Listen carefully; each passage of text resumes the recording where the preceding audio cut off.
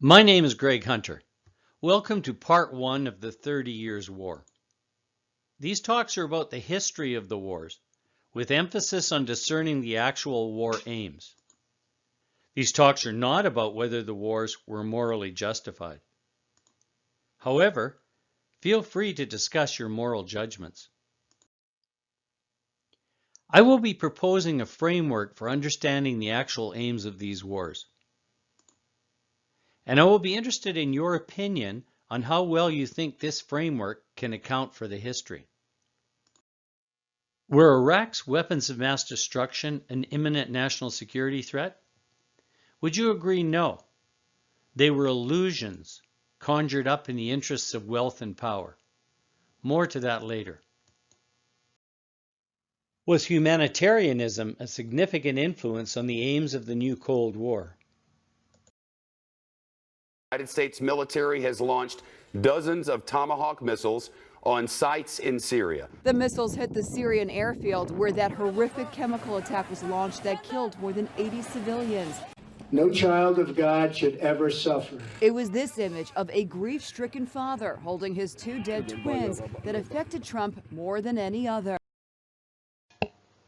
Setting aside President Trump's personal compassion, for which of the wars in the last 30 years has humanitarianism been invoked? Yes, of course, all of them. Are there any that are still considered to be humanitarian interventions? I will be presenting evidence that humanitarianism was not a cause for any of them. Bear with me until then while I look elsewhere. Has idealism played a significant role in the new Cold War? Idealism. The international system can be lawful. All states can and should act to enhance global cooperation, universal justice, peace, human rights, and international law, which is often traced to the treaty that ended the first 30 Years' War and the principle of Westphalian sovereignty. That is, non-interference in other states and the right of self-determination. For unlike the great powers of old, we have not sought world domination.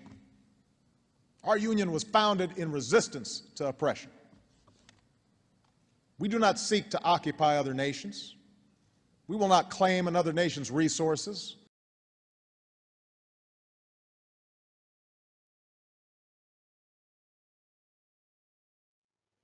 If idealism was not a war aim, then perhaps realism. The basic tenets of realism are: the international system is anarchic, international law, that is, as it is actually practiced, is a reflection of power. For example, this law, which enjoyed broad bipartisan support, authorizes the President to use all means necessary and appropriate, including force, to shield our service members and the armed forces of our allies from ICC prosecution. All states act to expand their power. The United States, like other great powers, does not pursue humanitarian objectives. It pursues objectives determined by power considerations. Economic interests and geostrategic interests. Thucydides famously summarized realism as: justice, as the world goes, is only in question between equals in power. The strong do what they can, and the weak suffer what they must. Realism postulates that all states would seek regional and global hegemony if they could. Here are 4 realist doctrines in U.S. foreign policy. This quote from Thucydides was about what war? Yes, the Peloponnesian War. What was that about? Regional hegemony. Between Athens and Sparta, which means military as well as economic and trade dominance. What is the only country in modern times to become a regional hegemon?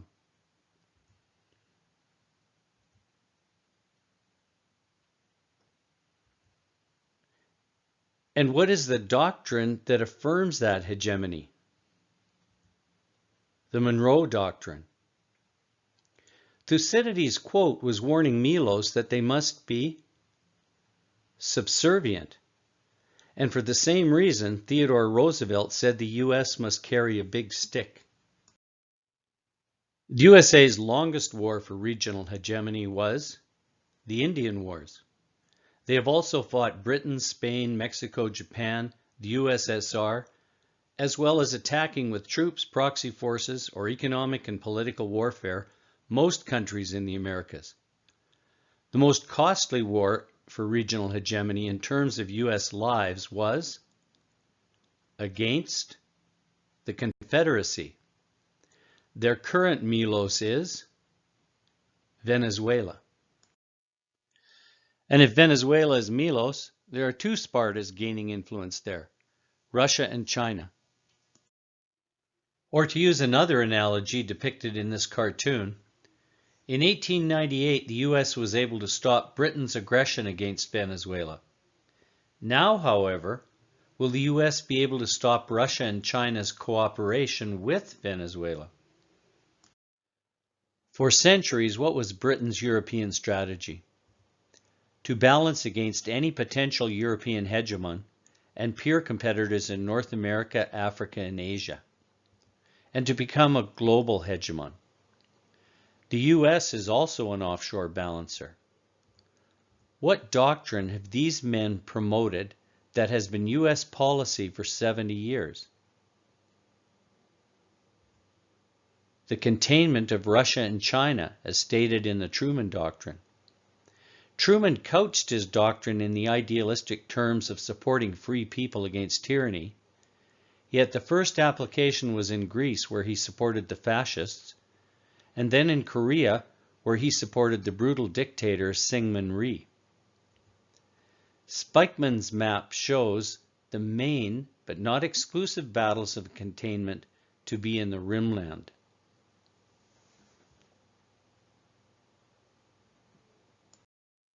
Let's have a closer look. What potential hegemon lies in the heartland? Has the U.S. fought any wars of containment in the Rimland? How would you update this map from 1942? Is there another potential hegemon? Yes, of course. The U.S. had not yet lost China.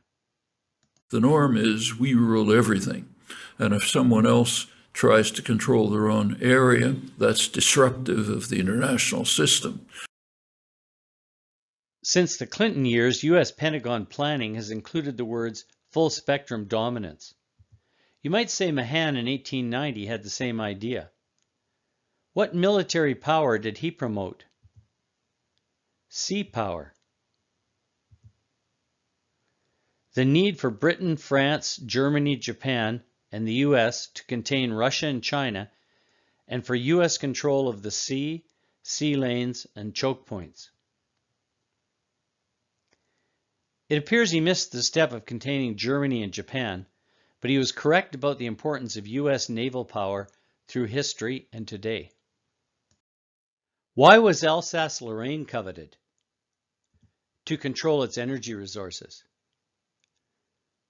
Acquiring energy resources enhances a country's latent power, and restricting other nations' access to energy increases one's own relative power. What energy-rich area has been under continuous attack in the new Cold War? The Persian Gulf. Whose doctrine specifically stated its importance for U.S. national security? The Carter Doctrine. The United States would use military force, if necessary, to defend its national interests in the Persian Gulf. No matter the specific geopolitical policy, what economic policy does the U.S. always pursue? Neoliberal economics, which means privatization, austerity, and hollowing out of state programs. Does this seem overwhelming? You may surprise yourself. I would bet you can already apply these 5 realist doctrines. Can you name one of the doctrines you see that is involved in the following news headline. Department of Justice confirms largest ever U.S. seizure of Iranian fuel on 4 ships bound for Venezuela. Did I win my bet? Bonus marks if you said all of them. The Monroe Doctrine, regional hegemony of the Western Hemisphere. The Truman Doctrine, containing allies to Russia and China and control of the Rimland. Mahan, control of the seas. The Carter Doctrine, control of energy in the Persian Gulf. And the ubiquitous neoliberal economics and dollar hegemony. Now, could Iran seize U.S. ships? Thucydides has a quote to explain why not. Justice, as the world goes, is only in question between equals in power. We will see how each of the new Cold Wars fits into several or all of these realist doctrines. Realism is a major aim in the new Cold War, but not the only aim. Here is a more complete framework of how actual war aims are formed in practice. I call it practical realism. Is the international system lawful or anarchic? Would you agree semi-anarchic? International law is a reflection of power. The U.S. Did add a reservation to the Genocide Convention when it signed it finally, saying we're immune. There is another important factor that influences how realism is practiced. What do you think it is? The elites of all states act to enhance their self-interests. Their moral, economic, political, geostrategic, ideological self-interests. I left in moral interest just in case we should find any. Are the elites interested in pursuing idealism or realism? I will let one of the power elites speak for all. I'm interested in Libya if we take the oil. If we don't take the oil, no interest. As with morality, idealism plays a minimal, if any, role. Here's a quote written specifically about Eisenhower's order to assassinate Patrice Lumumba, but meant to apply to international relations in general. A quote that should have a prominent place in every social studies classroom. As we have argued, the norms of private life and of a polity regulated by law are only with difficulty invoked in global politics. Here's another quote by a realist academic who was an advisor to Reagan and Bush 1. The pronouncements of the policy elites are heavily flavored with moralism. Behind closed doors, however, the elites who make national security policy speak mostly the language of power, not that of principle. And the United States acts in the international system according to the dictates of realist logic. What do you think? Does this seem like a strong framework to explain the new Cold War? First, let's see if you can apply it to some historical conflicts. Is there a self-interest that motivates these men's foreign policy opinions? Here's what an Iraq veteran and former history instructor at West Point thinks. Potential 7-figure salaries upon leaving the military through the revolving door to the defense industry. So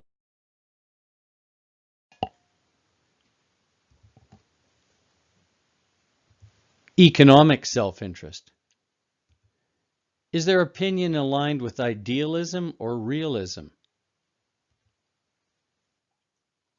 Realism, of course. And with what form of macroeconomic policy? Neoliberalism. When Reagan's mistakes in Lebanon resulted in the deaths of over 200 Marines, what military action did he take at the cost of 19 more U.S. lives? He invaded Grenada, an island in the Caribbean. Those who were killed, wounded, or injured in this operation, I believe, are heroes of freedom. They not only rescued our own citizens, but they saved the people of Grenada from repression and laid aside a potential threat to all the people of the Caribbean. After viewing the massive hoard of Soviet weapons found in that island, who knows what evil the liberation of Grenada achieved for us. Well now, to use his words, what evil self-interest did this invasion achieve for Reagan? Political. Did his self-interest align with idealism or realism? Realism. But were his professed aims heavily flavored with moralism? What about the Grenada government that makes an obvious connection to neoliberalism as a goal? They were a socialist government. Colin Powell's former chief of staff, Colonel Wilkerson, emphasizes to his students the influence of politics on foreign policy. National security decision-making is what it's called. One of the influences I emphasize is domestic politics. When Canada sends peacekeepers, for example to Congo in the 60s, are the professed geostrategic aims idealist or realist? What about our actual motives? This is Prime Minister Lumumba after his arrest and taken to an airport controlled by UN peacekeepers. Notice white newsreel photographers and white pilots on hand.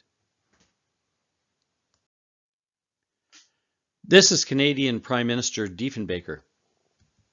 This is our top UN commander in Congo, Colonel Burrill.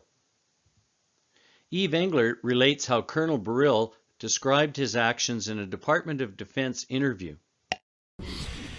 And the Canadian colonel told Mobutu where Lumumba was, told Mobutu that he should dispatch a flight to capture Lumumba. There was a Canadian military officer put on that flight. They capture Lumumba. A couple weeks later, he's dead, and then his body dissolved in acid. Were Canada's actions aligned with idealism or realism?